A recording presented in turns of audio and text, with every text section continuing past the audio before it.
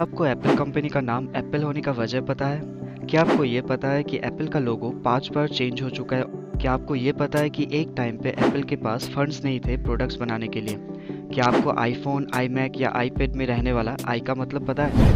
अगर आपको ये सब नहीं पता है तो गाइस वीडियो काफ़ी इंटरेस्टिंग होने वाली है और अननोन एंड शॉकिंग फैक्ट्स बहुत सारे आने वाले हैं। वीडियो छोड़ के कहीं भी मत जाइएगा। तो चलिए बेकार के बकबक छोड़ते हैं और डायरेक्ट वीडियो की ओर बढ़ते हैं। लेकिन चलिए फैक्ट्स जानने से पहले थोड़ा सा इस कंपनी के बारे में ज्ञान ले लेते हैं। वैसे भी बाबा रणछोड़ दास कहते हैं फ्री का ज्ञान है जहाँ से मिले समेट लो। और ऐसे ही ज्ञान मिलते रहने के लिए आपको चैनल सब्सक्राइब करके वीडियो को लाइक करना पड़ेगा, ओनली इफ़ आपको वीडियो पसंद आए तो गाइस थोड़ा सा एप्पल कंपनी के बारे में जान लेते हैं। एप्पल इनकॉर्पोरेटेड एक अमेरिकन मल्टीनेशनल टेक्नोलॉजी कंपनी है जिसे 1976 में बनाया गया था। ये कंपनी इलेक्ट्रॉनिक्स बनाती है, कंप्यूटर सॉफ्टवेयर्स बनाती है और ऑनलाइन सर्विसेज प्रोवाइड करती है। 2020 के हिसाब से ये कंपनी ने $274 बिलियन की रेवेन्यू जनरेट की है। इसे इंडियन नंबर सिस्टम में लिखे तो स्क्रीन में जगह कम पड़ सकता है। इस कंपनी के प्रोडक्ट्स का पॉपुलैरिटी तो आप सबको अच्छे से पता है। तो चलिए अभी इस कंपनी के फैक्ट्स की तरफ चलते हैं। एप्पल, ये नाम भी बहुत बड़ी एक मिस्ट्री है। लोग इस कंपनी का नाम एप्पल होने के पीछे बहुत सारे रीजंस बताते हैं, लेकिन असलियत तो ये है कि ये एक फ्रूट से ही रखा गया था, क्योंकि स्टीव जॉब्स को एप्पल फ्रूट बहुत पसंद थे। अभी जो हम लोग आईफोन देखते हैं ना, इसका नाम ऑलमोस्ट कुछ और ही रखा जा रहा था।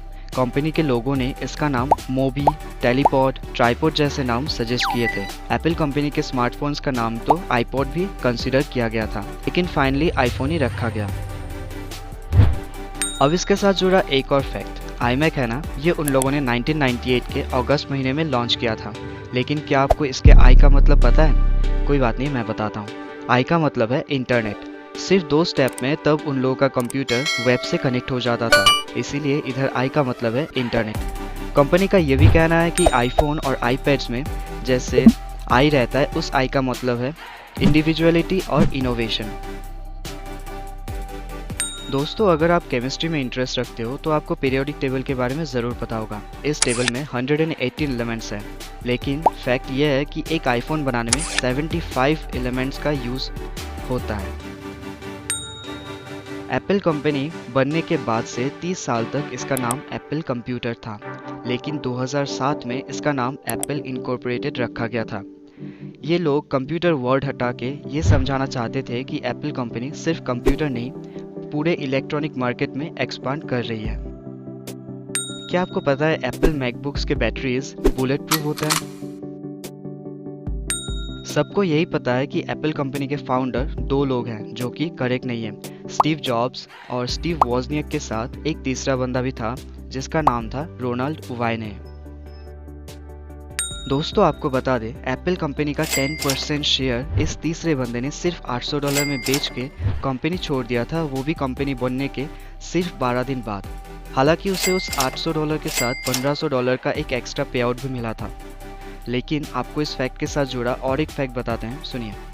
उसने जो 10% शेयर सिर्फ $800 में बेचा था, इंडियन रुपीस में कुछ 55,000 रुपये होते हैं, लेकिन 2021 के हिसाब से उस 10% शेयर की कीमत है $60 बिलियन।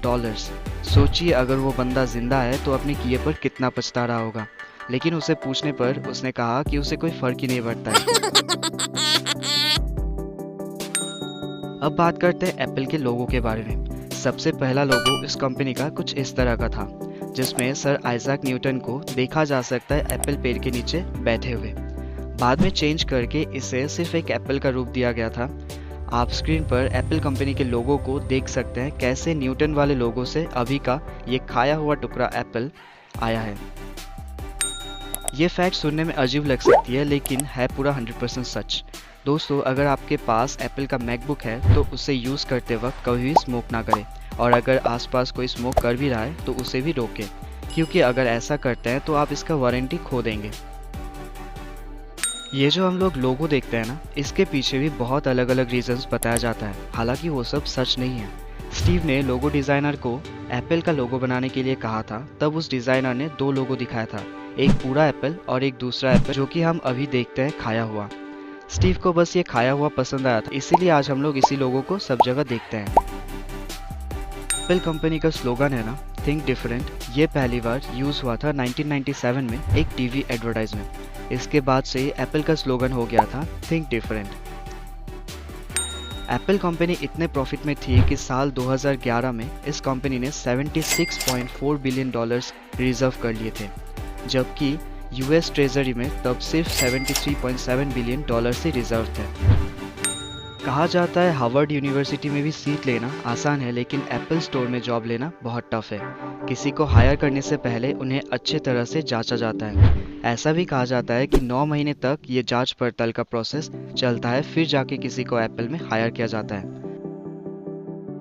1994 में एप्पल ने पहला mass market colour digital camera launch किया था यूएस में। तब उसका प्राइस रखा गया था $749।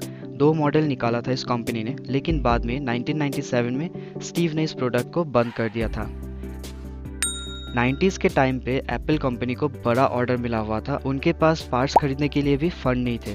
तो उस टाइम पे स्टीव जॉब्स ने अपनी वोक्सवैगन वैन बेच दिया था और स्टीव वॉजनियक ने अपना साइंटिफिक कैलकुलेटर बेच दिया था। तब एक साइंटिफिक कैलकुलेटर आज के टाइम का एक लैपटॉप जितना दाम का था। 1976 में जब एप्पल वन कंप्यूटर बेचने के लिए मार्केट में लाया गया था, तब उसका प्राइस था $667, लेकिन स्टीव वॉजनियक को रिपीटेड नंबर ज़्यादा पसंद थे। उन्होंने उसका प्राइस रखा था $666.66। है ना मज़ेदार बात। दोस्तों, क्या आपको पता है जब स्टीव जॉब्स सीईओ थे एप्पल के, तब वो सालाना सिर्फ $1 सैलरी लेते थे, मतलब पूरे साल काम करने के सिर्फ $1। हालांकि 2011 में उनका देहांत के वक्त उनके एप्पल कंपनी में जो शेयर थे, उन शेयर का भाव था $10.2 बिलियन। 1986 में एप्पल ने एक क्लॉथिंग लाइन शुरू किया था, लेकिन कोई सक्सेस नहीं मिला। उस कलेक्शन में शर्ट्स, पैंट्स, सनग्लासेस, वॉच और भी बहुत सारी चीज़ें इंक्लूडेड थे, लेकिन उस सेक्टर में एप्पल कंपनी उतना सक्सेस नहीं हो पाया। स्टीव जॉब्स इतने एक्स्ट्रा ऑर्डिनरी पर्सन थे कि क्या ही बताएं। इनके विजन, काम के प्रति पैशन बहुत ही अलग लेवल का था। जब आईपॉड का पहला प्रोटोटाइप बना था, तब उनको दिखाने के बाद उनको वो साइज़ में बहुत बड़ा लगा था। आईपॉड को बनाने वाले इंजीनियर्स उन्हें एक्सप्लेन कर रहे थे कि आईपॉड और छोटा नहीं हो सकता है। तब स्टीव ने अपने पॉइंट को साबित करने के लिए आईपॉड को पानी में फेंक दिया और आईपॉड में एयर बबल्स आए और बबल्स को दिखाते हुए कहा कि देखो बबल्स बन रहे हैं, मतलब इसे और छोटा बनाया जा सकता है। हालांकि स्टीव जॉब्स कंपनी के फाउंडर थे, लेकिन जब वो 30 साल के थे, 1985 में उनके साथ कंपनी के कुछ चीज़ों को लेकर बहस हो गई थी और उन्होंने कंपनी छोड़ दिया था। उनके कंपनी छोड़ने के बाद उन्होंने दूसरा कंपनी नेक्स्ट के नाम से शुरू किया था। उनके एप्पल को छोड़ने के बाद से एप्पल कंपनी का डाउनफॉल हो रहा था, तब फिर से उन्हें एप्पल में बुलाया गया और परमानेंट सीईओ बनाया गया था और तब उनका दूसरा कंपनी नेक्स्ट को भी एप्पल ने अपने अंदर ले ली थी। कहा जाता है जब स्टीव ने आईफोन बनाया था, तब किसी को इसे देखने नहीं दिया था। सॉफ्टवेयर टीम को हार्डवेयर के बारे में और हार्डवेयर टीम को सॉफ्टवेयर के बारे में कोई भी खबर नहीं था।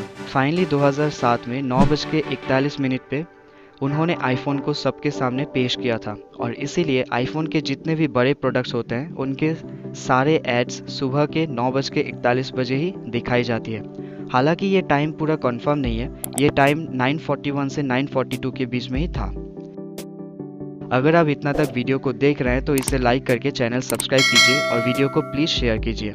और आप इन वीडियोस को भी देख सकते हैं जब तक आपके साथ दूसरा मुलाकात ना हो।